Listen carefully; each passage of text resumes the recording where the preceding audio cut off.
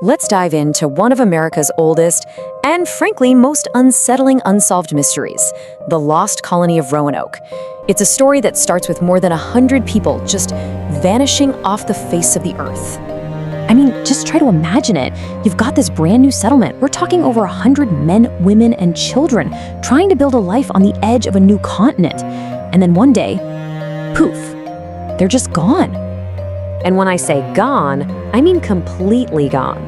No graves, no skeletons, not a single trace of human remains to tell us what happened to them. What's even stranger, there were no signs of a fight.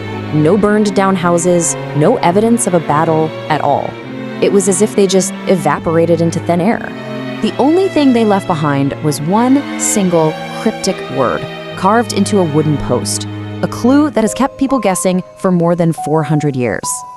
So how does an entire colony just disappear? To even begin to answer that, we have to look at why they were there in the first place. You know, these weren't just a bunch of random adventurers. These were families sent all the way from England with a really important job to set up the first permanent English colony in North America. And they were led by their governor, a man named John White. Okay, so here's a quick rundown of how it all went down. In 1587, they make it to Roanoke Island, but things get difficult fast. Their supplies start running low, and things get a little tense with some of the local tribes. So Governor White decides he has to sail back to England for more supplies. He promises everyone he'll be back as soon as he can. That was a promise he just couldn't keep. What was supposed to be a quick supply run turned into a really, really long wait. And it was all because a massive war suddenly erupted back in Europe. Right as White gets back to England, bam, war breaks out with the Spanish Armada. Every single available ship is taken for the war effort, including his. He was totally stuck, with no way to get back to his family, his people, his colony. 3 years! Just think about that. For 3 long years, the Roanoke colonists were completely cut off, left to survive on their own in this unfamiliar land, with their hope of seeing a rescue ship just dwindling day by day. So when John White was finally able to get a ship back in 1590, he must have been expecting this incredible, joyful reunion. But instead, he walked right into an eerie, silent mystery that would haunt him for the rest of his life. The first thing he noticed was just bizarre. The settlement wasn't destroyed. The houses, the fences, they had all been carefully taken down. This didn't look like a panicked escape. It looked like an organized, planned departure. And the silence, it must have been chilling. No signs of a battle, no hastily dug graves, nothing at all to suggest that a violent end had met this community. The absence of evidence was itself the most terrifying clue. And then there was this, maybe the most important detail of all. Before he left, White had given the colonists a specific instruction. If they had to leave because of danger, they were to carve a cross. But when he looked, there was no cross. That could only mean one thing. They probably left willingly.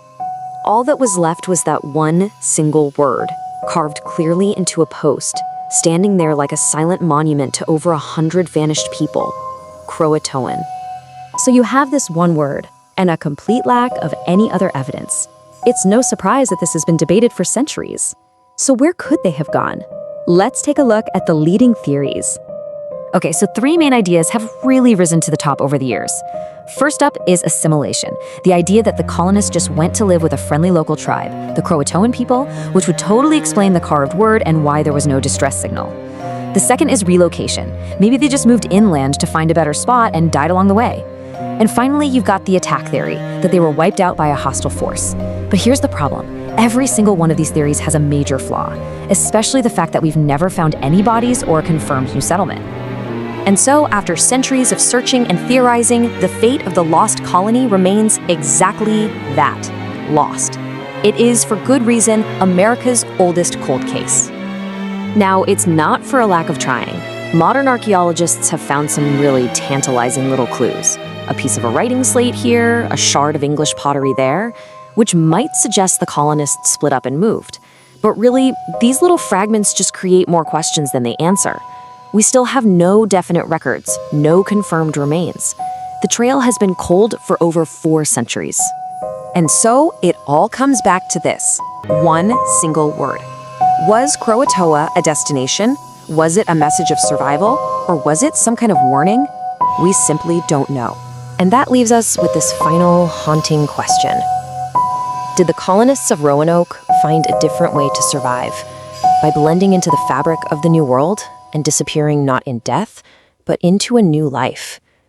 Or is a much darker truth about what happened to them still buried somewhere out there, waiting to be discovered? The mystery endures.